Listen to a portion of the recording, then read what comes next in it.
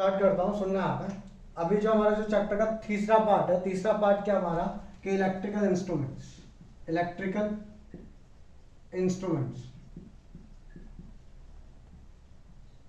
ठीक है। इसके अंदर बेसिकली हम लोग को दो चीजें पढ़नी है। नंबर वन व्हीटस्टोन ब्रिज,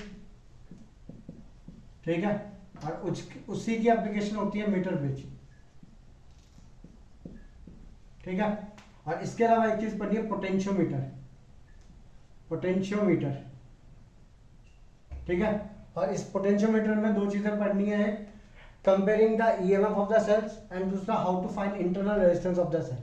ये दो चीज है, comparing EMF of two sales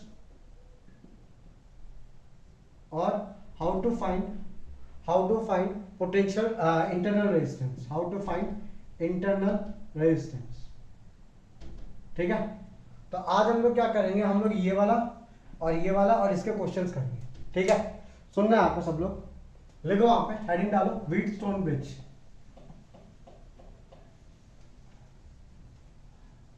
Wheatstone bridge heading डालेंगे सब लोग।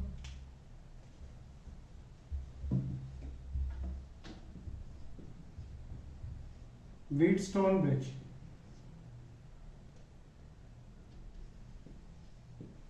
ठीक है। क्या होता है व्हीटस्टोन ब्रिज की, इसकी बात करता हूं मैं तुम्हारे साथ में, ध्यान देना आप सब लोग। तो सुनना है यहाँ पे। तो व्हीटस्टोन ब्रिज में नंबर वन, सबसे पहले तो एक सर्किट डायग्राम बनाते हैं हम लोग, उसके बाद में डिफाइन करता हूं और प्रिंसिपल लिखता हूं उसका। सबसे पहले एक सर्किट डायग्राम बनाते हैं, एक दो, ठीक है, गैल्वेनोमीटर, तीन और चार, ये चार रेजिस्टेंस है, इसको खाली छोड़ना, ठीक है। तो ये चार रेजिस्टेंस है मेरे पास में, एक ये वाला, एक दो तीन और ये चार। इसको नाम देते हैं P, इसको नाम देते हैं Q, इसको नाम देते हैं R और इसको नाम देते हैं S, ठीक है। करंट के जो फ्लो का डायरेक्शन है, करंट के जो फ्लो का डायरेक्शन है वो भी मान लेते हैं कि किस आर्म में कितना करंट है और उनका फ्लो क्या है, कहाँ है, ये भी मान ही लेते हैं पहले। तो मान लेते हैं कि यहां से जो नेट कर, यहां पे एक बैटरी लगी हुई है V वोल्ट की, यहां पे बैटरी लगी हुई है V वोल्ट की, ठीक। करंट यहां से जा रहा है I, ठीक है। इस पॉइंट पे जाके करंट डिवाइड हो गया, मान लो इधर की ओर करंट गया I1 और इधर की ओर करंट गया I2, ठीक है। नीचे करंट गया I1, ऊपर करंट गया I2, इधर पे आके करंट की वैल्यू इधर गई IG, गैल्वेनोमीटर के अंदर करंट गया IG। अब I2 में से IG चला गया तो जंक्शन रूल क्या बोलता है कि incoming current is equal to outgoing current. तो I2 में से IG चला गया तो इधर कितना बचा, इधर बच गया I2 माइनस IG, ठीक है। यहां से IG आया, यहां से I1 आया, तो ये करंट कितना मिला, तो ये मिल गया I1 प्लस IG। और ये भी एक रेजिस्टेंस ही है, ये भी एक क्या है, रेजिस्टेंस, ठीक है, बट ये अननोन रेजिस्टेंस है और ये रियोस्टेट है। चलो भाई, करंट पता लग गया हम लोग को, जैसे I1 I2 यहां पे आएगा IG, तो इधर कितना जाएगा भाई, I2 में से IG इधर आ गया तो इधर कितना जाएगा, I2 माइनस IG। इधर I1 आया, इधर IG आया, तो इधर की ओर कितना जाएगा, I1 प्लस IG, ठीक है भाई। और वापस करंट सब मिला करके वापस आई बैटरी के अंदर, ठीक है। अब इसके अंदर P क्या है, Q क्या है, P comma Q are standard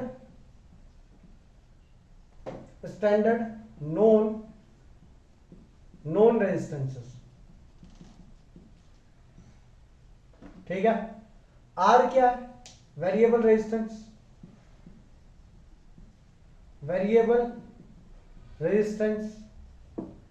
S क्या है, अननोन रेजिस्टेंस जिसकी हम लोग को वैल्यू निकालनी, अननोन रेजिस्टेंस जिसकी वैल्यू निकालनी है। तो इस जो हम लोग का सेटअप बना है, इसको बोलते हैं हम लोग व्हीटस्टोन ब्रिज, ठीक है। एक है हमारे पास है P, एक है Q, एक है R और एक है S. P and Q are standard known resistances, R is variable resistance, S is unknown resistance. इनके अंदर करंट कितना जाएगा मैंने बता दिया. गैल्वेनोमीटर और गैल्वेनोमीटर का भी कुछ रेजिस्टेंस होगा, उसकी वैल्यू G है. गैल्वेनोमीटर के रेजिस्टेंस की वैल्यू G है. ठीक है, बनाएंगे इसको जल्दी से.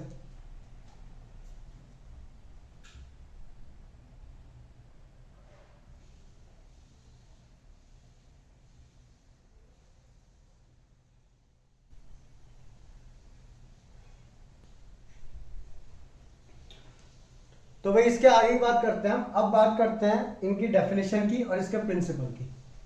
समझे? तो पहली बात तो डेफिनेशन क्या व्हिटस्टोन ब्रिज की. तो डेफिनेशन की बात करें तो it is N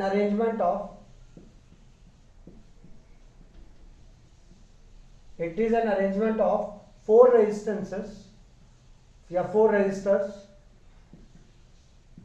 out of which it is ऐसा लिख लो, it is an arrangement of four resistors.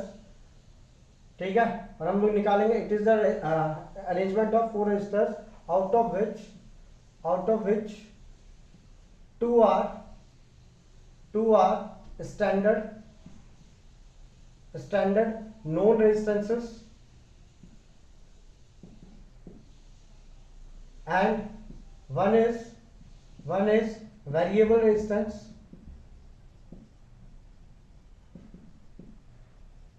ठीक है, and we have to find it is an arrangement of four resistances out of which two are known and one is variable resistances, and the value of unknown resistance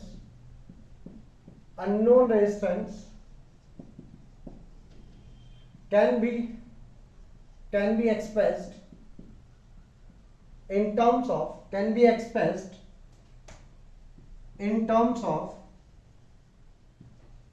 other three resistances, other three known resistances लिख सकते हैं, other three known resistances. ठीक है, चार resistor लगा के रखे हैं, इसकी वैल्यू P है, इसकी वैल्यू Q, इसकी वैल्यू R, इसका निकालना है. S मतलब अननोन है हमारा, तो P Q R हमको पता है, S अननोन है. तो एक ऐसा अरेंजमेंट है जिसमें S की वैल्यू आएगी इन terms of P Q and R. Clear है चीज? ये है तुम्हारी इसकी डेफिनेशन. ठीक है, व्हिटस्टोन ब्रिज की. आगे की बात करूं तो अब ये काम कैसे करेगा, तो सुनना है सब. बता रहा हूं इसको, सुनना है आपको सब. तो इसमें अगली बात होती है हमारे पास में क्या, कि ये काम कैसे करेगा. प्रिंसिपल क्या है इसका, प्रिंसिपल सुनना है आप ध्यान से. प्रिंसिपल क्या है कि यहां बैटरी से करंट गया, करंट यहां डिवाइड हुआ, फिर आगे करंट पास हुआ. हम लोग को R की वैल्यू इस तरीके से एडजस्ट करनी है, R की वैल्यू इस तरीके से एडजस्ट करनी है सच दैट इसके अंदर जो करंट है वो चला जाए कितना, 0. इसके अंदर करंट ही ना आ जाए. Means this point is A. अगर मैं इसको नाम देता हूं A, B, इसको नाम देता हूं D, C, A B C D, ऐसे नाम दिया. तो आप खुद चेक करो, ये वाला जो सर्किट है अगर इसके अंदर करंट नहीं गया इस आर्म के अंदर, मतलब B और D के बीच में पोटेंशियल डिफरेंस कितना हो गया, 0. मींस जब एक ब्रांच में करंट नहीं जा रहा, मतलब वहां पे करंट फ्लो ही नहीं कर रहा है, इसका मतलब B पॉइंट का और D पॉइंट का जो पोटेंशियल डिफरेंस है वो 0 हो गया. और इसमें जो करंट की वैल्यू IG की वैल्यू कितनी हो जाएगी, 0. ये कैसे होगा, हम लोग को यहाँ पे जो वेरिएबल रेजिस्टेंस है उसको थोड़ा सा सेट करना है. मतलब इसको और इसको तो आप कुछ नहीं कर सकते because these are no standard known resistances. इसकी वैल्यू को आप ऊपर नीचे कर सकते हो, इसको ऊपर नीचे करके इतना करना है सो दैट यहां पर करंट की वैल्यू कितनी जाए, 0. अगर ऐसा हो गया तो मैं S की वैल्यू P Q और R और S की वैल्यू P Q और R की टर्म्स में निकाल सकता हूं. क्लियर है? इस चीज को बोलते हैं बैलेंस कंडीशन. क्या बोलते हैं इस चीज को, बैलेंस कंडीशन. तो यहां पे क्या करना है, यहां पे adjust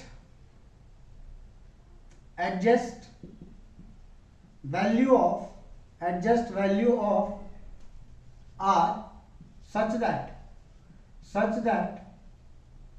current in galvanometer in arm BD मतलब गैल्वेनोमीटर में, in galvanometer becomes 0.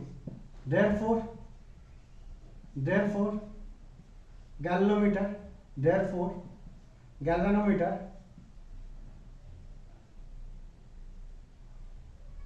shows no deflection, no deflection at this point. Galvanometer shows no deflection at this point. ठीक है, इससे हुआ क्या, B का और पोटेंशियल D का क्या हो गया, इक्वल. एट दिस कंडीशन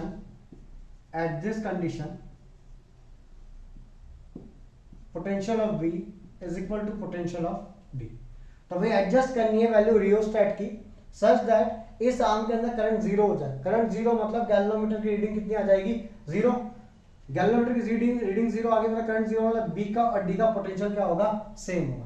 ठीक है, तो इस कंडीशन को अप्लाई करके हम एस की वैल्यू पी, क्यू और आर की टर्म्स में निकाल सकते हैं. ठीक है, देखेंगे इसको जल्दी से.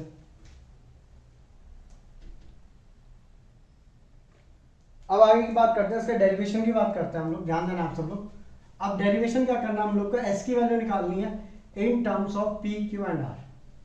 ठीक है, तो ये डायग्राम हमने बनाया हुआ है. डायग्राम में हमको लगाना पड़ेगा किरचॉफ्स का सेकंड रूल. ठीक है, तो भाई उसके लिए पहले क्या, प्लस माइनस, करंट इधर से इधर जा रहा है तो प्लस माइनस, इधर से इधर जा रहा है तो प्लस माइनस, करंट इस डायरेक्शन में जा रहा है तो प्लस माइनस. ठीक है, सबसे पहले किरचॉफ रूल लगाने के लिए क्या करते हैं हम लोग, प्लस माइनस लगाते हैं. लगा दिया हम लोगों ने. ठीक है, तो ये किरचॉफ रूल लगाने के लिए प्लस माइनस लगा दिए. अब हम लोग को, और इसके अंदर भी लगाओ plus minus, arm B C के अंदर लगाओ. यहां पे आएगा प्लस साइन क्योंकि करंट इधर से इधर क्यों जा रहा है, माइनस. करंट ऐसे जा रहा है तो प्लस माइनस. ठीक है भाई, तो दो लूप बन गए हमारे, एक ए बी डी और एक बी सी डी. दो लूप बन गए. अब इसके अंदर एक डायरेक्शन ले लो, चलो ये वाला क्लॉकवाइज ले लो. तो in loop A B D A, in loop A B D A. हाँ भाई, किरचॉफ रूल लगाएंगे. तो हमने पहले बोलता कि प्लस से माइनस जाएंगे तो माइनस लगाएंगे और माइनस से प्लस जाएंगे तो प्लस लगाएंगे.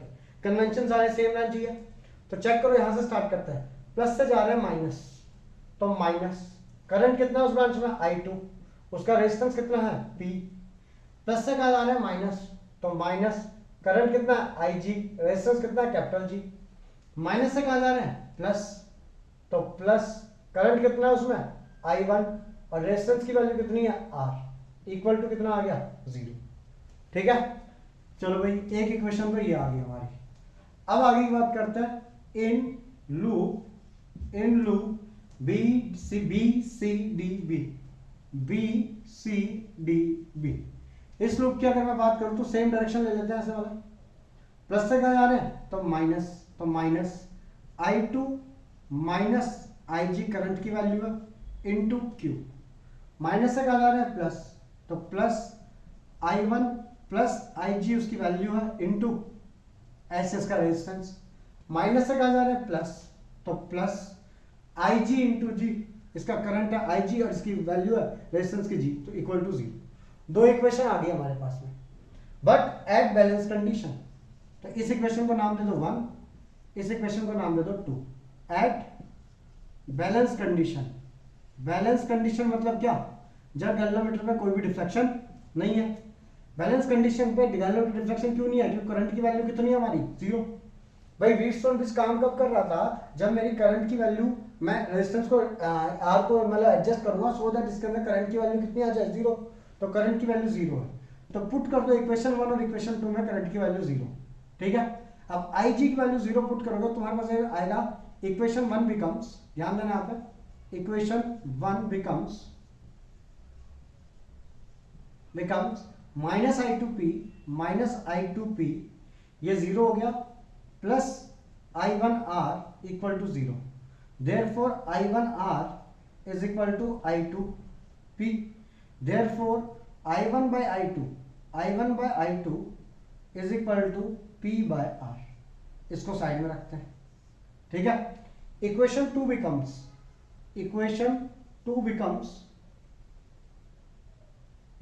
बिकम्स हाँ भाई, यहां पे IG की वैल्यू 0 डाल दो.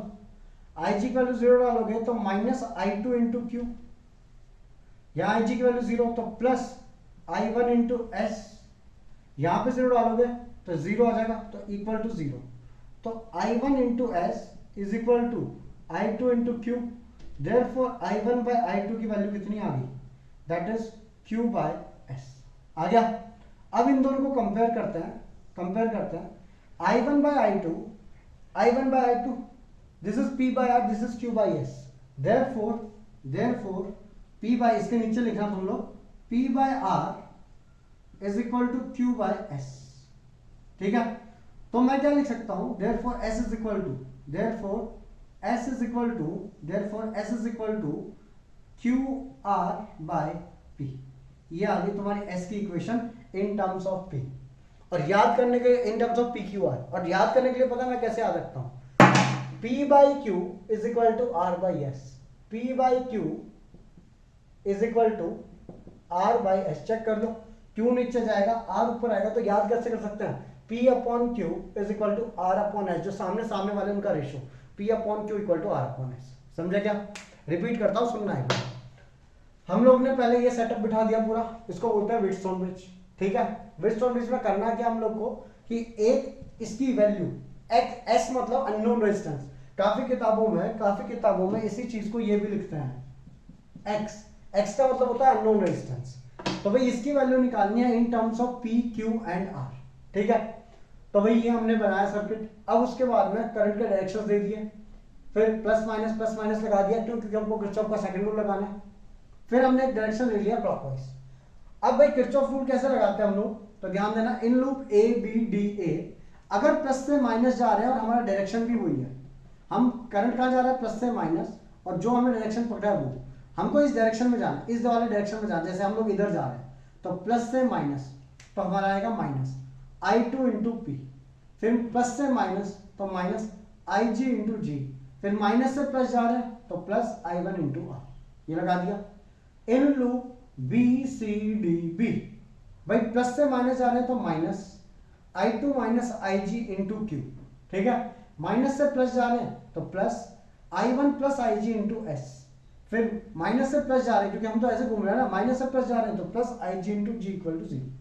बैलेंस कंडीशन में IG की वैल्यू 0 होगी, उठा करके इक्वेशन 1 और इक्वेशन 2 में IG की वैल्यू 0 डाल दी।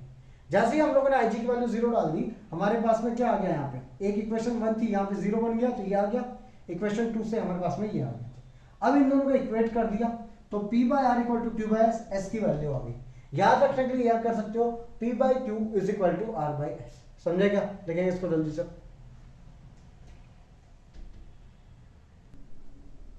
चलो, तो ये हो गया इसका डेरिवेशन।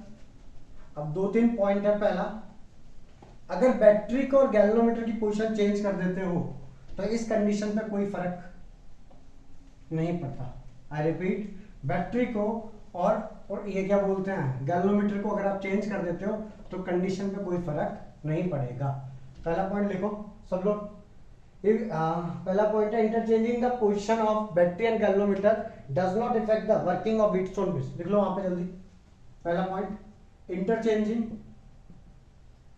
एक मार्क्स के आते हैं पेपर के अंदर, interchanging positions of battery and galvanometer does not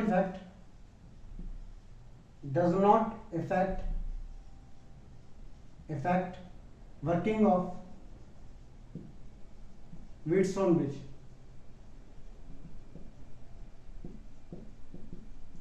ठीक है। Number two, sensitivity of potential Wheatstone bridge can be increased when all the four resistances are similar। sensitivity of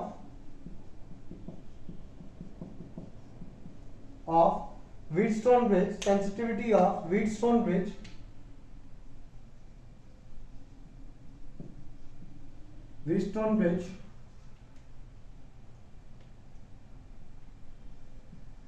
can be increased, is maximum.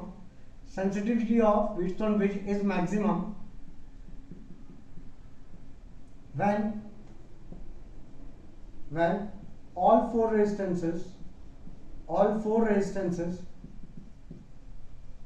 are similar। ठीक है भाई। फिर अगला point आता है कि Wheatstone bridge works on Wheatstone bridge works on null deflection method. Null deflection method कुछ भी नहीं है, यही है कि रेजिस्टेंस की वैल्यू को आपको इस तरीके से एडजस्ट करना है कि गैल्वेनोमीटर के अंदर जीरो डिफ्लेक्शन है, ठीक है, उसी को बोलते हैं नल डिफ्लेक्शन मेथड। देखो जल्दी से, चलो भाई अगला टॉपिक लिखो वहां पे, अगला टॉपिक लिखो क्या बोलते हैं, मीटर ब्रिज। मीटर ब्रिज,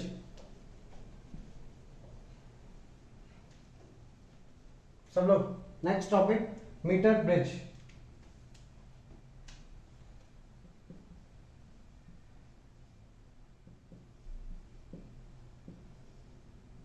ठीक है, मीटर ब्रिज व्हीटस्टोन ब्रिज की ही एप्लीकेशन है, ठीक है। अब सुनना है, मीटर ब्रिज की अगर मैं बात करूं तो सबसे पहले इसका सर्किट डायग्राम देखते हैं। हमारे पास में कॉपर स्ट्रिप्स होती हैं, ठीक है, ये कॉपर स्ट्रिप्स है, यहां पे दूसरी कॉपर स्ट्रिप, यहां पे तीसरी। कॉपर की प्लेट्स है बेसिकली, इसके बीच में और इसके बीच में एक वायर लगा होता है, ठीक, और यहां पे लगा होती है एक स्केल।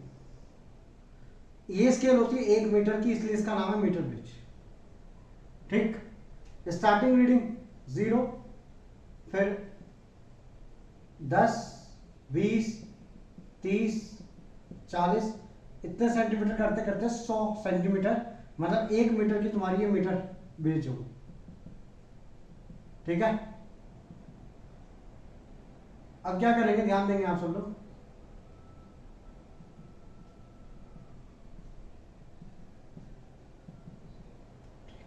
यहां पे लगाएंगे एक रेजिस्टेंस R, जिसको बोलते हैं रेजिस्टेंस बॉक्स,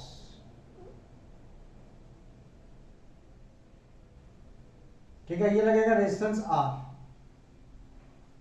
यहां पे लगेगा एक अननोन रेजिस्टेंस जिसकी वैल्यू हमको निकालनी है। इसको चाहे तो X बोल लो और चाहे तो S बोल लो, कोई दिक्कत नहीं, अननोन रेजिस्टेंस, ठीक है भाई। उसके अलावा this point is A, this point is B, यहां से एक बैटरी,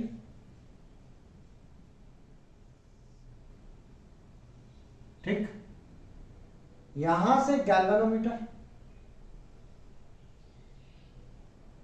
जो कि वायर पे टच करेगी, ठीक है, ये वायर है मेरा, इस वायर पे क्या टच करेगी, जॉकी,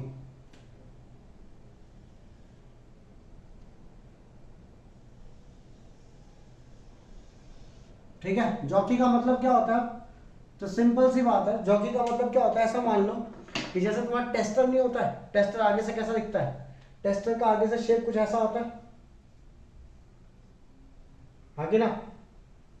अगर मैं बोलूं कि एक ये मतलब मेटल की एक ऐसी चीज है, ये पूरा मेटल है, सॉलिड है, नीचे से बस ऐसे ही ये तिकोना निकला हुआ है, ठीक है, मतलब आगे से जाकर के ऐसे, तो यहाँ पे वायर गैल्वेनोमीटर से वो चीज आती है और उसको वायर पे टच करवाओगे तो तुमने सर्किट दिया है। तो बेसिकली तुमने एक व्हीटस्टोन ब्रिज बनाया, चेक करो इसको, एक रेजिस्टेंस यहाँ पे, बीच में गैल्वेनोमीटर, एक रेजिस्टेंस यहाँ पे, इधर पे एक रेजिस्टेंस और एक रेजिस्टेंस यहाँ पे, और this point is, this is battery.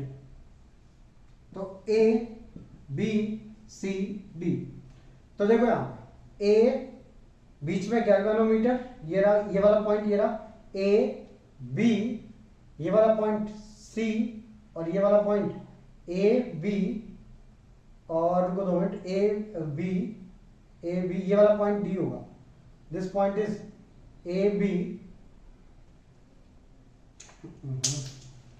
A वाला पॉइंट कनेक्टेड है, ठीक है, किससे, B से, ठीक है, तो बीच में ये वाला B है, ये वाला C है और ये वाला D है, समझ गए, ठीक। सेम चीज बनाई तुमने, ये रेजिस्टेंस ये रहा R, हम लोग लिखते थे P Q R S, तो ये रहा रेजिस्टेंस आर, ये रहा रेजिस्टेंस एस, यहां से लेके यहां तक की जो वायर है उसका खुद का कुछ रेजिस्टेंस होगा, तो दैट रेजिस्टेंस इज पी, और यहां से लेके यहां तक की वायर का जो रेजिस्टेंस होगा वो दैट इज क्यू। समझ गए? तो बेसिकली ये एक व्हीटस्टोन ब्रिज ही है। समझे क्या? अब आगे की बात करता हूं मैं, सुनना आप है। तो वहां पे लिखेंगे पहला पॉइंट, व्हीटस्टोन ब्रिज, यहीं पे लिख देते हैं छोटा सा, Wheatstone bridge, sorry metre bridge, metre bridge, metre bridge works, metre bridge works on the principle of Wheatstone bridge। ठीक है, जो मीटर ब्रिज है वो व्हीटस्टोन ब्रिज के प्रिंसिपल पे ही काम करेगा।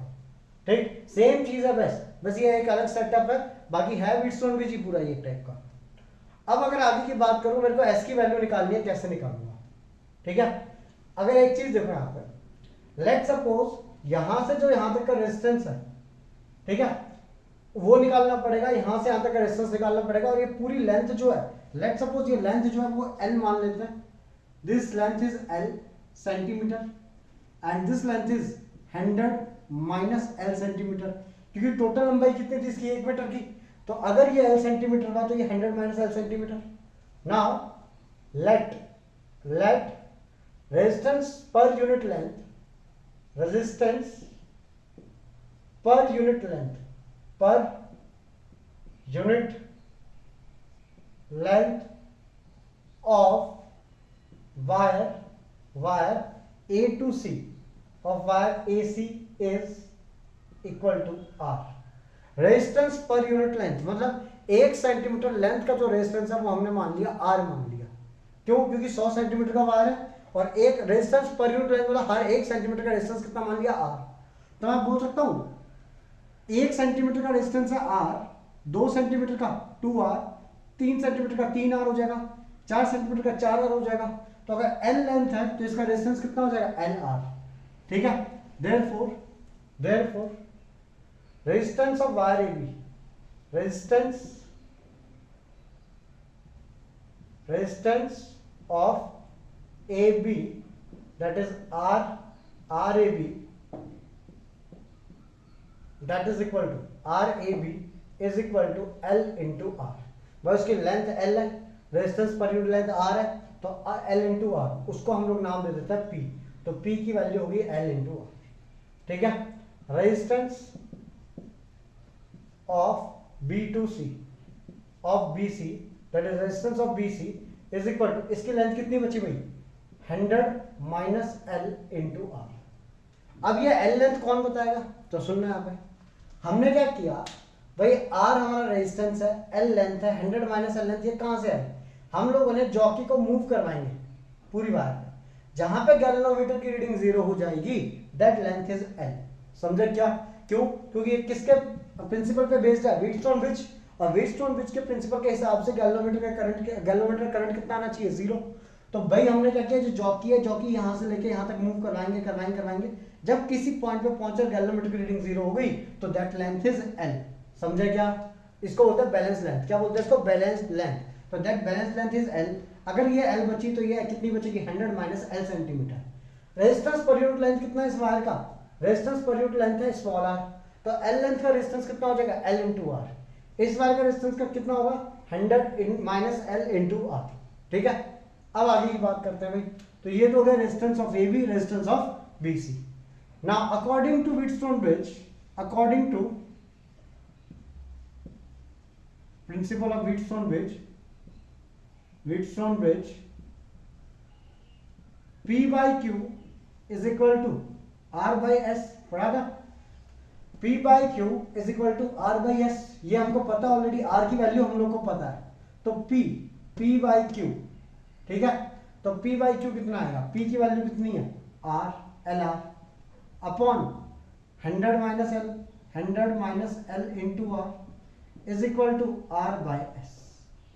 R से R कट गया, therefore S is equal to जो भी ये रेजिस्टेंस हमने लगा रखा है R into 100 minus L divided by L। ये तुम्हारा फॉर्मूला आ गया किस चीज का, अननोन रेजिस्टेंस का, जो हम लोग इन कॉपर स्ट्रिप्स के बीच में लगाएंगे। क्लियर है चीज सब लोग? 100 minus L upon L into R. ठीक है, दोबारा बोल देता हूँ, सुन लेना एक बार। मीटर ब्रिज क्या है? पहली बात तो वही 4 रेजिस्टेंस है, P Q R N S.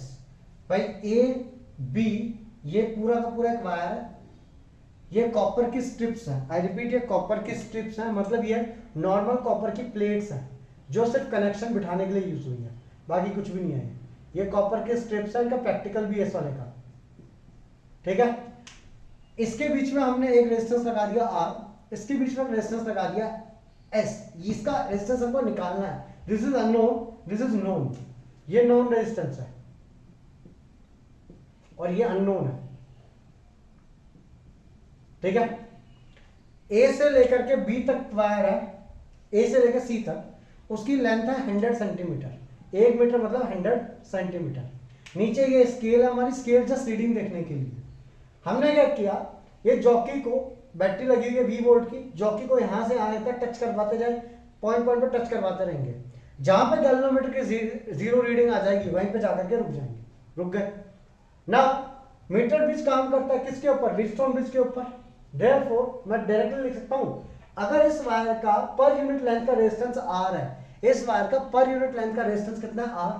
तो इस लेंथ का रेजिस्टेंस कितना हो जाएगा? L into R. तो इसका रेजिस्टेंस कितना हो जाएगा? 100 minus L into R. Now according to Wheatstone bridge क्या होता है? P upon Q is equal to R upon S। कब? जब at balance condition, at balanced condition. ठीक है, मींस जब गैल्वेनोमीटर के अंदर करंट जीरो होगा, मतलब Ig की वैल्यू कितनी होगी? जीरो होगी। उस टाइम पर P by Q is equal to R by S. तो मैं लिख दिया P by Q equal to R by S. P की वैल्यू कितनी है भाई?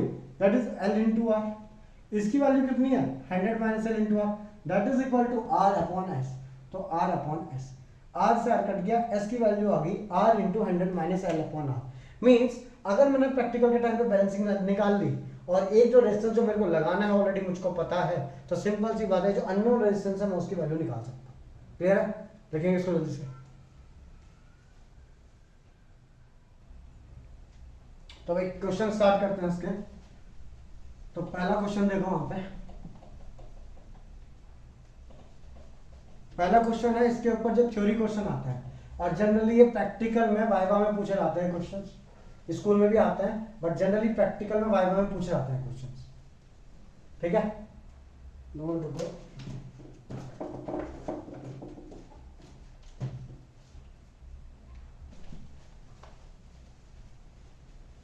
हाँ भाई, पहला क्वेश्चन पढ़ो, वहां पे क्या बोला गया है। तो पहला क्वेश्चन बोला गया है, why the connections between the resistor in a meter bridge made of thick copper strips। तो सुनना आप कि why connections are made of thick copper strips। तो पहले क्वेश्चन का आंसर वही रेजिस्टेंस का। देखो, जब हम लोगों ने मीटर ब्रिज बनाया, तो मीटर ब्रिज बनाते टाइम पे क्या हम लोगों ने इन कॉपर स्ट्रिप्स का रेजिस्टेंस कंसीडर किया? क्या इनको तो नेग्लिजिबल मान के छोड़ दिया ना। ये था आर, ये एक और कॉपर स्ट्रिप, ये एक और कॉपर स्ट्रिप, और यहां पे था एस। ठीक है, अननोन रेजिस्टेंस एस, और हम लोगों ने यहाँ पे इनकी वैल्यू कंसीडर की क्या? इनकी वैल्यूज कंसीडर की क्या? तो आंसर है नहीं की इनकी वैल्यूज कंसीडर। ठीक है, मतलब ये जो कॉपर स्ट्रिप है, इसका रेजिस्टेंस, इसका रेजिस्टेंस, तो भाई क्यों? आर का फॉर्मूला होता है रो एल अपॉन ए। जितना ज्यादा एरिया होगा, हाँ, रेजिस्टेंस की वैल्यू उतनी ही कम होगी, हाँ कि ना। Therefore why these are made of thick copper strips। Answer है, क्वेश्चन है ये कि थिक कॉपर स्ट्रिप क्यों होती है, मोटी क्यों होती है। तो सिंपल सी बात है, as area increases, as area increases resistance decreases. therefore resistance of thick copper strips, thick copper strips can be neglected। समझे? तो रीडिंग पर कुछ खास फर्क नहीं पड़ता है। क्यों? क्योंकि जितना ज्यादा थिक होगा एरिया उतना ज्यादा रेजिस्टेंस की वैल्यू उतनी कम। ठीक है भाई, चल लिख लो जल्दी, फिर अगला देखते हैं। ठीक है, अच्छे से फ्रेम करके लिखना बाद में इसको। अगला पॉइंट है, अगला क्वेश्चन देखो वहां पे क्या बोला गया, why it is generally preferred to obtain the balance point in the middle of the meter bridge, why it is generally preferred to obtain the balance point in the middle of the meter bridge, metre bridge के बीच में क्यों लेके आना पड़ता है, मतलब जो बैलेंस पॉइंट है क्यों प्रीफर किया जाता है। तो सिंपल सी बात है, जब यहां पे लगा हुआ है आर, यहां पे लगा हुआ है एस, ये है मेरी वो वायर, और अगर बीच में मीटर ब्रिज लेके आता हूं तो इसका रेजिस्टेंस एल इंटू आर, और 50-50 अगर लेंथ होगी तो एल इंटू आर दोनों की सेम लेंथ होगी क्योंकि 100 टोटल लेंथ है। तो इसका जो अगर resistance per unit length are है तो इसका हो जाएगा 50 आर, इसका हो जाएगा 50 आर, इनका रेशियो सेम रहेगा, तो वहां पे सेंसिटिविटी काफी ज्यादा होती है। तो सिंपल सी बात है, मिडिल में अगर लेके आएंगे तो in middle sensitivity of meter bridge is maximum। ठीक है, बीच का जो पॉइंट होगा वहां पे जो सेंसिटिविटी होगी मीटर ब्रिज की वो मैक्सिमम होगी। क्यों? क्योंकि यहाँ पे और यहाँ पे लगभग बराबर रेजिस्टेंस, जिसके कारण जो रीडिंग आएगी वो एक्यूरेट आएगी ज्यादा। क्लियर है चीज? चलो आगे बात करता हूँ, अगला क्वेश्चन पढ़ेंगे, which material is used for the meter bridge wire and why। Metre bridge का जो वायर है, ये जो वायर बनता है जो 1 मीटर का वायर, ये कौन से मटेरियल का बनता है? तो नंबर थर्ड पॉइंट, तो आंसर है metre bridge wire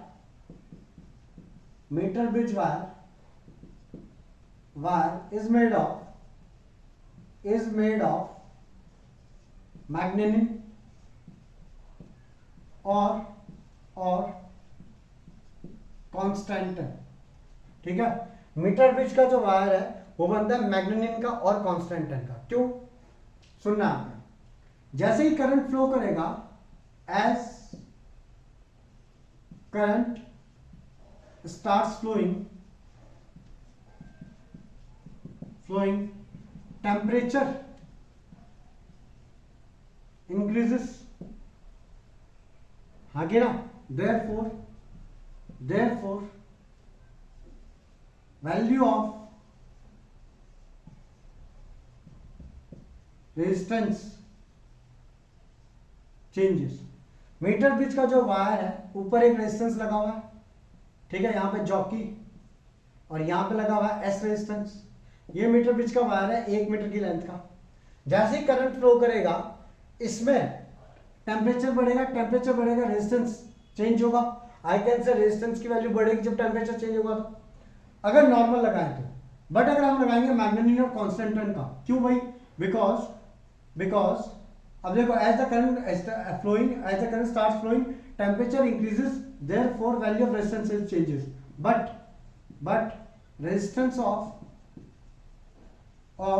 मैग्नेनिन and constantan are independent of temperature. ठीक है, इसलिए मैग्नेनिन और कॉन्स्टेंटन का जो मतलब मटेरियल है, दैट उसका जो रेजिस्टेंस है that is independent of temperature. इसलिए किसके यूज किए जाते हैं वायर? मैग्नेनिन के और कॉन्स्टेंटन के। ये 3 पॉइंट पेपर में और वाइवा में भी कई बार बहुत बार पूछे जाते हैं। देखिए इनको जल्दी भाई, अब न्यूमेरिकल करते हैं, ध्यान देंगे आप। क्वेश्चन देखो, क्वेश्चन में क्या बोला गया, न्यूमेरिकल देखो, उसका न्यूमेरिकल वाला पार्ट, ऊपर डेफिनेशन तो ये मैग्नेट वाला चैप्टर किया। When a galvanometer in each arrangement do not show any deflection, obtain the ratio of R1 to R2, और फिगर शोज 2 सर्किट्स, 2 सर्किट बना रखे हैं। पहले तो पहला सर्किट ये है कि 3 वोल्ट की बैटरी है,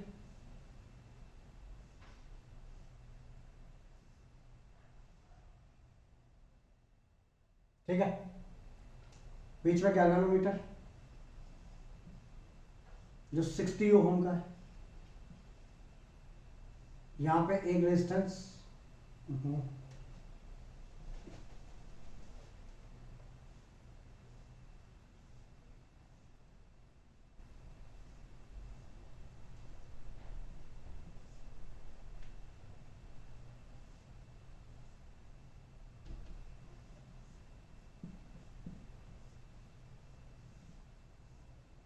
गैल्वेनोमीटर 60 ओम का रेजिस्टेंस, ठीक है। इसके आगे तुमको दिया हुआ है 4, R1 6 और 9, 4 ओम, 6 ओम, 9 ओम, और यहां पे कितना दिया हुआ है R1 ओम, R1, ठीक है भाई। और ये है 3 वोल्ट की बैटरी। उसके आगे अब क्या किया आगे, तो दोबारा से बनाते हैं एक बार circuit.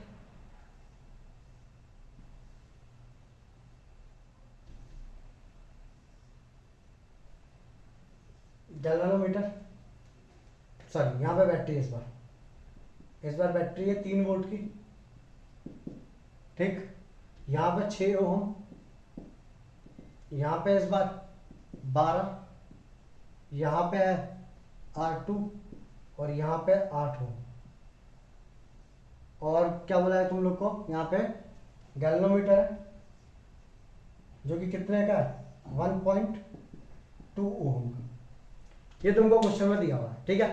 When the galvanometer in its element shows no deflection, दोनों के दोनों नो डिफ्लेक्शन पे है, मतलब नल डिफ्लेक्शन पे ऑलरेडी है, ठीक है।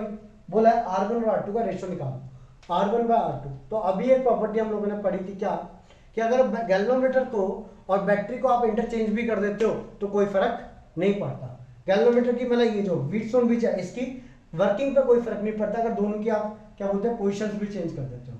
तो भाई देखो यहाँ पे इन दोनों की पोजीशन तो चेंज कर रखी है हम लोगों ने, तो भाई लगाओ भाई at in null deflection at balance point, या फिर at null deflection, at null deflection,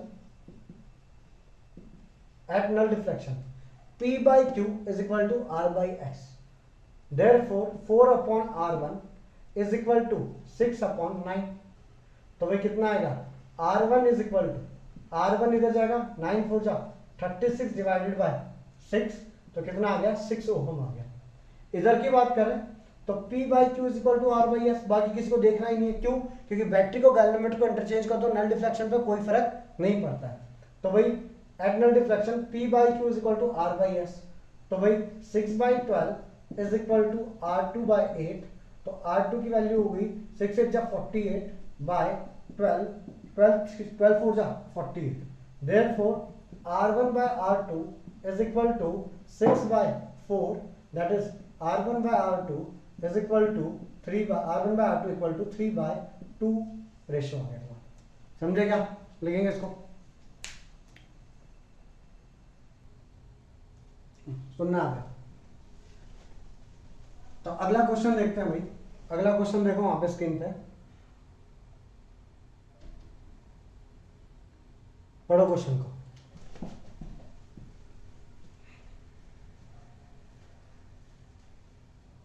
question में बोला गया है in a meter bridge the balance point is found at a distance L1 with resistance R and S as shown in figure.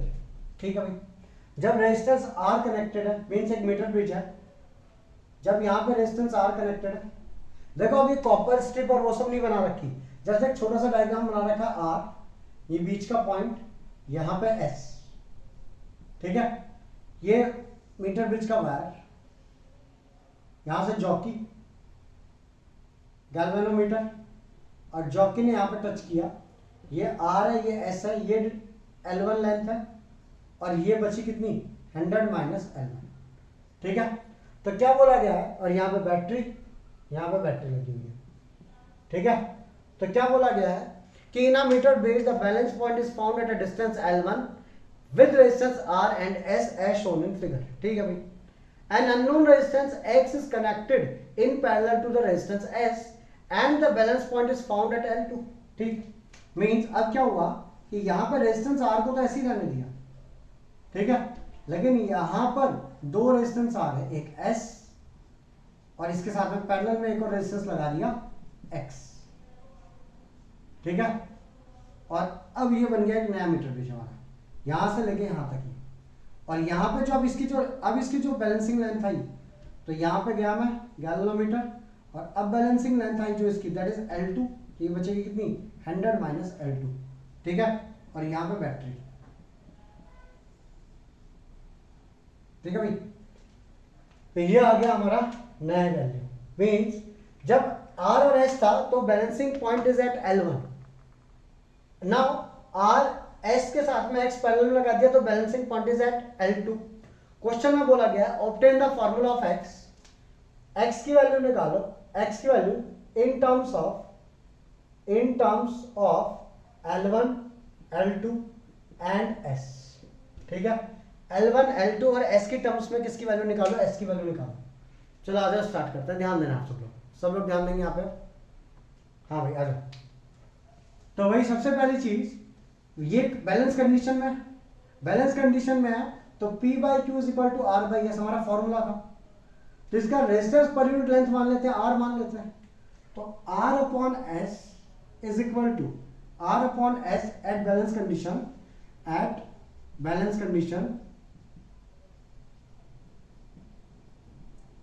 R upon S is equal to, इसका resistance कितना आएगा R into L1, इसका resistance कितना आएगा R into 100 minus L1। ठीक है, R से R cut गया तो R अपॉन S आ गया, that is equal to L1 upon 100 minus L1। इसको साइड में रखते हैं इसको भी। ठीक है, अब बात करते हैं सेकंड सर्किट की। आजा भाई, इसका नेट रेजिस्टेंस कितना है पहले तो ये चेक करो, नेट रेजिस्टेंस कितना आएगा। तो भाई that is S x upon S plus x, क्योंकि पैरेलल में। तो P बाई क्यू अब is equal to R by S पढ़ा था, P by Q is equal to R by S, but ये नेट रेजिस्टेंस निकालना पड़ेगा, that is S x upon S plus x. तो क्या करेंगे हम लोग, that is R divided by S x upon S plus x is equal to L2, R into L2, R is small r is resistance per unit length upon R into 100 minus L2। R से R cancel हो गया, ये चीज कहां जाएगी ऊपर। तो R, या एक काम करो ऊपर ही मत लेके जाओ उसको, हमको S और X के बीच में रिलेशन चाहिए ना। S सिर्फ इस वाले पार्ट को उठा लो और उसको इधर भेज दो। तो देखो क्या आएगा, R upon S is equal to L2 upon 100 minus L2, और x upon S plus x को इधर भेज दो तो यहां पे आ जाएगा x upon S plus x. हाँ या ना सब लोग, क्या इतनी बात समझी क्या सबको, ये वाली बात? भैया वो s को क्या लिखा है नीचे? s देख, r अपॉन s था, ये चीज ऊपर जाएगी s प्लस एक्स, नीचे आएगा x। जब वापस लेके जाएगा तो s प्लस एक्स नीचे आएगा और x ऊपर जाएगा। उस चीज को मैंने डायरेक्टली बोल दिया कि इसको यहीं पे रहने दो और दिस को डायरेक्ट ऊपर लेके जाओ। समझा क्या? मैं ये पूछ रहा था भैया s की जगह पे sx divided by s plus x क्यों लिखा है भाई? क्योंकि ये दोनों पैरेलल में है ना, अगर दोनों पैरेलल में है तो ऑब्वियस सी बात है इस पूरे का रेजिस्टेंस कितना आएगा। जब यहाँ पे R अपॉन S लिख रहा है मतलब S इसका रेजिस्टेंस है, तो इस पूरे का रेजिस्टेंस कितना आएगा। हमारा मीटर बीच है क्या, P by Q is equal to R by this, तो P by Q is equal to R upon this, मतलब पूरे का ही लूंगा ना। हाँ या ना सब लोग, कोई डाउट इसमें किसी को? चलो अब बात करनी है, ये भी आर बाई एस के बराबर है, चेक करो, ये इक्वेशन में ये भी आर बाई एस के बराबर है और ये भी आर बाई एस के बराबर है। ठीक है, तो दोनों को इक्वेट कर दो, तो L1 upon 100 minus L1 is equal to L2 upon 100 minus L2 into x upon s plus x लिख सकता हूं। अब एक काम करो, इसको इधर लेके जाओ और इसको नीचे, तो s plus x upon x is equal to, ये इंटू होगा तो कितना आएगा 100 L2 minus L1 L2 upon, ये नीचे आएगा तो कितना आएगा 100 L1 माइनस L1 L2, इतना आएगा। अब आगे की बात करता हूं, ध्यान देना, इसका एलसीएम अलग अलग कर लो, तो s upon x plus 1, x के नीचे x जाएगा तो x अपॉन ये 1 आ जाएगा, s by x is equal to 100 L2 minus L1 L2 whole divide by 100 L1 minus L1 L2। ठीक है, मैं मिटा रहा हूं यहां से। अब कितना आएगा, s upon x is equal to 100 L2 minus L1 L2 upon 100 L1 minus L1 L2 minus 1। अब एलसीएम ले लो, तो S upon x is equal to 100 L2 minus L1 L2 upon whole divide में आएगा, अब क्योंकि एलसीएम हो जाएगा ना 100 L1 माइनस L1 L2, और ये इधर जाएगा तो माइनस 100 L1 माइनस और minus plus L1 L2, L1 L2 cancel, तो ऊपर दोनों में से क्या कॉमन आ गया, 100 कॉमन आ गया, तो यहाँ पर मैं लिखता हूँ यहाँ पे, तो कितना आ जाएगा S upon x, S divided by x is equal to 100 common, अंदर कितना आ गया L2 minus L1, L2 minus L1 whole divided by whole divided by L1 common, L1 into 100 minus L2, therefore x is equal to L1 into 100 minus L2 upon 100 into L2 minus L1, that into S, x की value this upon this, समझे? तो ये हमारा आ गया x in terms of L1, L2 and S। किया कुछ भी नहीं है, P by Q equal to R by S, P by Q equal to R by S लगाया, बाकी तो पूरी मैथ्स है जो सोल्व किया हम लोगों ने, ठीक है? देखेंगे इसको। हाँ भाई नेक्स्ट क्वेश्चन देखेंगे जल्दी से।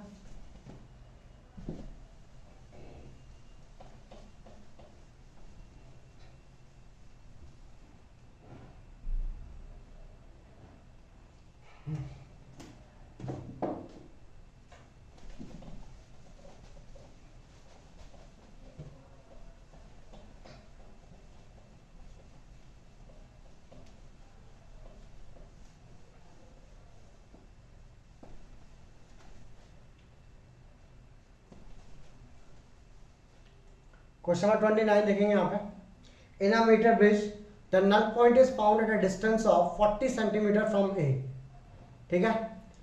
If the resistance of 12 ohm is connected in parallel with S, the null point is occurs at 50 centimeter, determine the value of R and S. तो भाई एक मीटर ब्रिज बना रखा है वहां पे सिंपल सा, तो मीटर ब्रिज कैसे, एक रेजिस्टेंस यहाँ पे लगा हुआ है आर, ठीक है? मैं शॉर्ट में बना रहा हूँ इसको आर, यहाँ पे लगा हुआ है एस, ठीक है? और यहाँ पे वायर है ए बी, ये गैल्वेनोमीटर और ये जॉकी। केस 1 में क्या बोला गया, in a meter bridge the null point is found at 40 centimeter from A, ठीक है भाई? जब नॉर्मली 40 सेंटीमीटर पे मिला है तो ये 60 सेंटीमीटर, ठीक है? ये केस 1 हो गया मेरा, यहाँ पर बैटरी लगी हुई है, ठीक है? अब केस 2 में क्या, 12 ओम का रेजिस्टेंस लगा देंगे एस के साथ में, ठीक है? तो क्या मिलेगा मेरे को, ये रेजिस्टेंस आर है, ठीक? यहां पे एस और इसके साथ में 12 ओम का रेजिस्टेंस पैरेलल लगा दिया, सेम ऐसा ही क्वेश्चन अभी, ठीक है? लेकिन इस बार जो नल पॉइंट मिलेगा, इस बार जो नल पॉइंट मिला वो कहां पे मिला, तो नल पॉइंट इस बार मिला हम लोग को 12 ओम तक,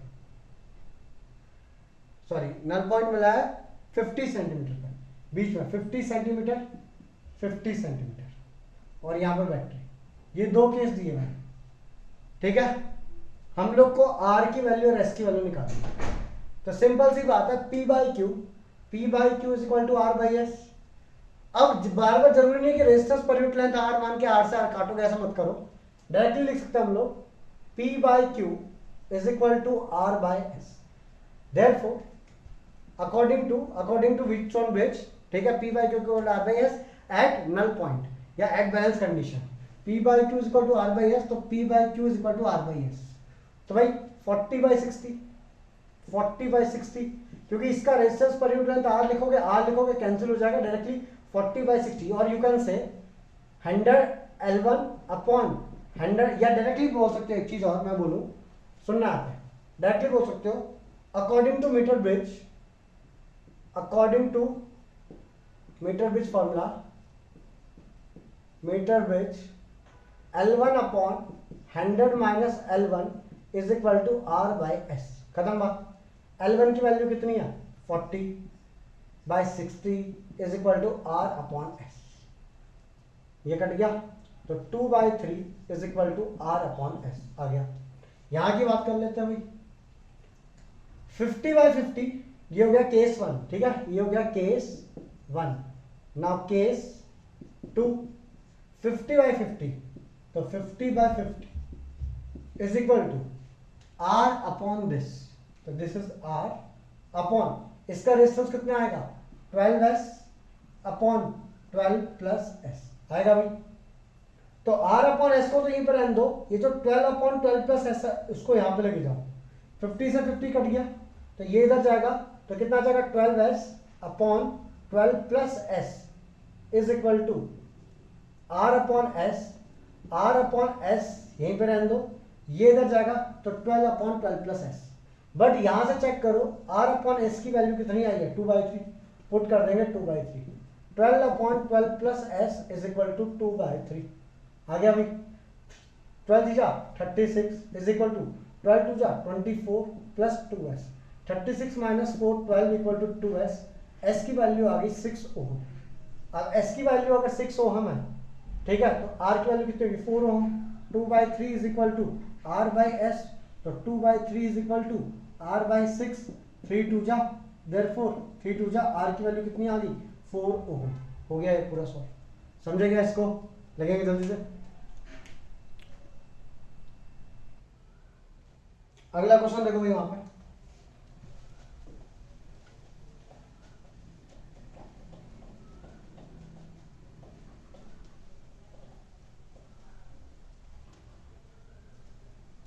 पढ़ो, वहां पे अगला क्वेश्चन क्या बोलता है, in a meter bridge experiment set up as shown in figure, starting में तुमने एक रेजिस्टेंस लगाया R1 और एक लगाया R2, ठीक है, यहां पे मीटर ब्रिज है, गैल्वेनोमीटर जॉकी, ठीक है, और इसके अंदर जो तुम्हारा वैल्यू है दैट इज कितनी, नल पॉइंट की 40 सेंटीमीटर, नल पॉइंट की वैल्यू आ रही है 40 सेंटीमीटर पे, तो ये 60 हो जाएगा। ये तुम्हारा केस 1 है, दिस इज केस 1, ठीक है। केस 2, केस 2 में बोला गया है if a resistance of 10 ohm is connected in series with R1 the null point is obtained at 60 centimetre, ठीक है भाई। तो ये मेरा R1 है, इसके साथ में 10 ओम का रेजिस्टेंस सीरीज में लगा दिया, ठीक है, तो और यहां पे R2, तो null point is obtained at, null point is obtained at jockey से null point is obtained at कितना 60 या 50, कितना 60 सेंटीमीटर, तो ये 40।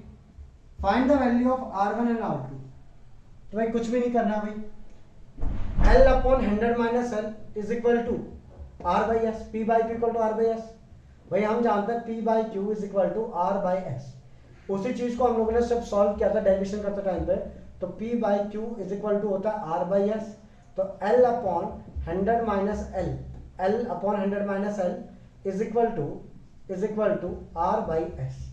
इस हिसाब से अगर मैं चलूं तो case 1, this is case 1, R1 upon R मतलब 40/60, L upon 100 minus L that is 40/60 is equal to R1 by R2, तो R1 बाय R2 कट गया, तो 2/3 is equal to R1 by R2 आ गया। केस 2 भाई ये कितना है टोटल, R1 प्लस 10 सीरीज में है ना ये, तो 60/40, case 2 60/40 is equal to R1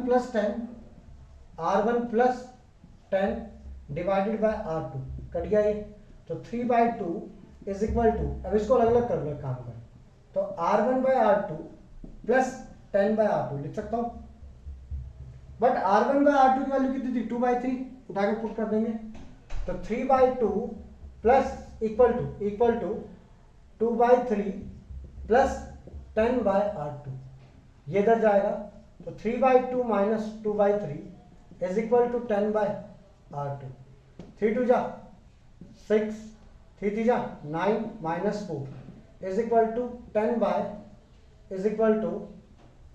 by R2, तो 5/6 is equal to 10 by R2, 5 2 जा R2 की वैल्यू आ गई 12, R2 की वैल्यू आ गई सॉरी 12 यहाँ पे पुट करूंगा R2 की वैल्यू, मीन्स 3 4 जा तो 4 2 जा कितना 8 आएगा, तो 2/3 इज इक्वल टू R1/R2।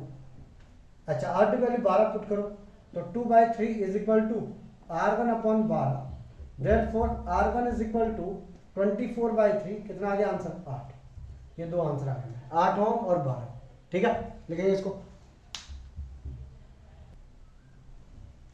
हाँ भाई अगला क्वेश्चन देखो, तो इसमें हम लोग को जो RRO दिया हुआ है ना, that is colour coding for carbon resistors. RRO मतलब रेड रेड ऑरेंज।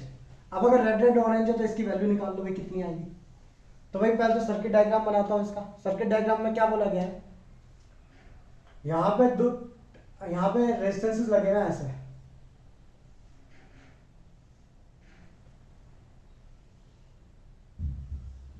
ठीक है। यहां पे 2R का लगा हुआ है, 2R, यहां पे 2R, ठीक है। यहां पे R, यहां पर 3R और यहां पे RRO, पहला बैंड, दूसरा बैंड, तीसरा band, RRO, red red orange. अब सिंपल सी बात है, B B Roy, G B B G W, 0 1 2 3, red black brown red, मतलब red red orange. Red red orange मतलब 22 इंटू 10 की पावर 3 ओम का रेजिस्टेंस है, समझ गए। ये कितने का 22 इंटू 10 की पावर 3 ओम का रेजिस्टेंस है। ये गिवन है पेपर के अंदर, और यहाँ पे एक बैटरी लगा रखी है जो नॉर्मल लगी होती है 20 वोल्ट की, ठीक है। और ये 3R का, सॉरी ये है 3R। अब पहला क्वेश्चन क्या बोला गया, पढ़ो। Calculate the value of R in the balance condition of the Wheatstone bridge, ठीक है। वैल्यू ऑफ R निकालनी है in the balance condition of the Wheatstone bridge if the carbon resistor connected across the CD has the colour sequence red red orange as shown in figure. हाँ भाई calculate the value of R। चलो भाई R की value निकालेंगे फिर। तो भाई balance condition में है तो सिंपल सी बात है, P/Q is equal to R/S। तो at balance condition, at balance condition P/Q is equal to R/S। तो P/Q, तो 2R/2R is equal to R/S। ये R अलग है, ये R अलग है, ये रेजिस्टेंस क्या है, तो R/S, और S की वैल्यू कितनी है RRO, कार्बन कोड रेजिस्टेंसेस है। तो 2R से 2R कट गया, तो R की वैल्यू आ गई RRO, दैट इज R की वैल्यू आ गई 22 इंटू 10 की पावर 3 ओम। मतलब ये इसकी वैल्यू है 2 इंटू 22 इंटू 10 की पावर 3 ओम, मतलब 44। सेम इसकी 44 इंटू 10 की पावर 3 ओम, इसकी 22 इंटू 10 की पावर 3, इसकी 22 इंटू 10 की पावर 3 ओम। समझे क्या, ठीक है। अगला जो पार्ट बोला गया, if now the resistances of the arm BC and CD, arm कौन कौन सी भाई यहाँ पे चेक कर लो। ये आर्म है A B C D। If now the resistances of the arm BC and CD are interchanged, BC और CD को अगर इंटरचेंज कर दिया, if now the resistances of the arm BC and CD are interchanged to obtain the balance condition and the resistor is connected in place of R, इस R की जगह पे एक नया रेजिस्टेंस लगाया गया, क्लियर है। इन दोनों को जब चेंज किया, इसको और इसको जब चेंज कर दिया, तो यहां पर एक नया रेजिस्टेंस लगाया गया R की जगह पर। What would be the carbon code sequence for this resistor.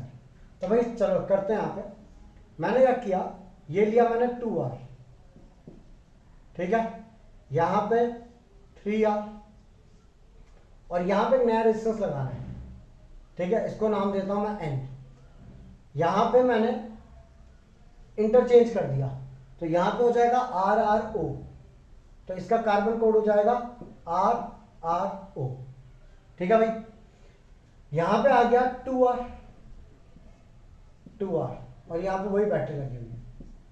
Question क्या बोला गया है, क्वेश्चन में ये बोला गया है कि इन दोनों को इंटरचेंज किया तो फिर भी बैलेंस कंडीशन लाने के लिए इस जगह पर हमको एक नया रेजिस्टेंस लगाना पड़ेगा। इसकी वैल्यू जो होगी उसका कार्बन कोड कितना होगा, ठीक है। तो आ जाओ भाई, तो सिंपल सी बात है, balance condition P/Q is equal to R/S होता है। तो 2R अपॉन RRO और इसको ब्रैकेट में लिखना is equal to P/Q is equal to N divided by 2R। और R की वैल्यू कितनी थी हम लोगों ने पहले चेक कर चुके थे, R की वैल्यू कितनी है 22 तो 2 इंटू 22 इंटू 10 की पावर 3, ठीक है। मैं यहाँ पे लिखता हूँ, रुको 2 मिनट। 2 इंटू ये इधर जाएगा तो मैं इसका ऐसे लिख सकता हूँ क्या, चेक करो, 2 2 जा 4 इंटू आर स्क्वायर मतलब 22 इंटू 10 की पावर 3 का स्क्वायर डिवाइडेड बाय RRO मतलब 22 इंटू 10 की पावर 3 इक्वल टू n। एक कैंसिल हो गया तो कितना आ गया 88 इंटू 10 की power 3 is equal to new resistance, जो यहाँ पे कनेक्ट करना पड़ेगा हम लोग को सो दैट ये जो है बैलेंस कंडीशन में है। अब BB Roy GB VG W 0 1 2 3 4 5 6 7 8 9 black brown red orange yellow green blue violet grey मतलब ये बन गया ग्रे और 10 की पावर 3 मतलब orange, grey orange, that is new resistance जो मेरे को यहाँ पे कनेक्ट करना पड़ेगा so that this will be in balance condition. पहला क्वेश्चन क्या था कि भाई ये दिए हुए हैं तुमको, अगर ये बैलेंस कंडीशन में है तो बताओ इसकी मतलब ये R की वैल्यू क्या होगी इनमें। तो भाई सिंपल सी बात है, बैलेंस कंडीशन में तो इसको तो भूल जाओ, P/Q is equal to R/S और रेड ऑरेंज हम जानते हैं 22 इंटू 10 की पावर 3, फिर कलर कोडिंग में हमको पता है रेड की वैल्यू 2 होती है और पहले जो दो कलर होते हैं वो ये बताते हैं 2 डिजिट, और तीसरा कलर क्या बताता है, पावर बताता है 10 की, तो 22 इंटू 10 की पावर 3, तो P/Q इक्वल टू R/S लगाया, वैल्यू निकाल दी R की। यहाँ पे क्या बोला गया, इन दोनों को आपस में इंटरचेंज कर दो और इसकी जगह पे एक नया रेजिस्टेंस लगाओ R की जगह पे, उस नए रेजिस्टेंस का कार्बन कोड क्या होगा। तो हम लोगों ने क्या इन दोनों को इंटरचेंज कर दिया, ये RRO है, यहाँ पे 2R है, यहाँ पे 2R है, ये N है, तो P/Q इक्वल टू R/S, इसको कोई फर्क नहीं पड़ता कितना भी क्योंकि बैलेंस कंडीशन चाहिए। तो P/Q तो 2R upon RRO N upon 2R, R की वैल्यू उठा के पुट कर दी, उठा के सॉल्व कर दिया, तो हमारे पास क्या आ गया, यहाँ पे जो नंबर आ गया 88 इंटू 10 की पावर 3, 8 क्या होता है ग्रे ऑरेंज, तो ये हमारे पास में ग्रे ऑरेंज, ठीक है। लिखेंगे इसको जल्दी। तो भाई ये हमारा टॉपिक था आज का, व्हीटस्टोन ब्रिज और उसके न्यूमेरिकल्स। अगले वाले वीडियो में हम लोग करेंगे पोटेंशियोमीटर और उसके न्यूमेरिकल्स, ठीक है। तब तक के लिए थैंक यू, बाय बाय।